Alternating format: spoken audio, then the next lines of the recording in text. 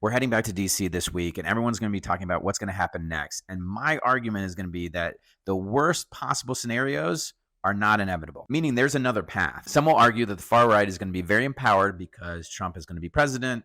The Republicans have the Senate and most likely will have the House. Some of that's true, but I believe this is a huge moment for the center left and the center right to step up. I am not naive. I am a realist. I know what's at stake. I am very clear that an enormous amount of damage could be done to our democracy, to freedoms, to what's happening around the world.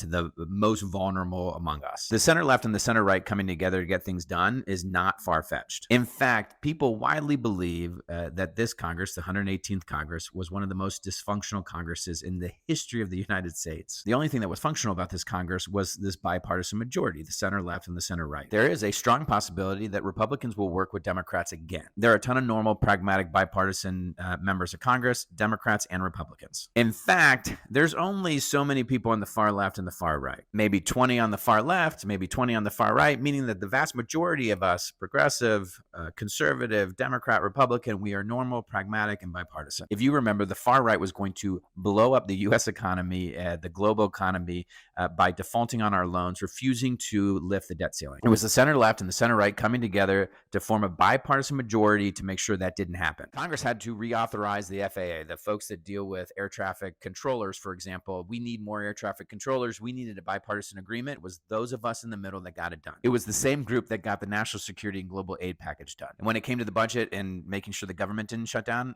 it was our bipartisan group. And yes, it's the same group that will pass the bipartisan border fix if we get the vote. If the extremes take over, either nothing gets done or what happens is over the top and people get hurt. I'm going to give you one example of taxes. There is a bipartisan majority that would support tax cuts that are 100% focused on the middle class, working people, and small businesses. That will help a lot of people in this economy. Being optimistic is a choice. I'm choosing to be optimistic, but I have a lot of reason to be optimistic because I know that there are more of us that are willing to dig in, do the hard work, and to do it in a very pragmatic and normal way.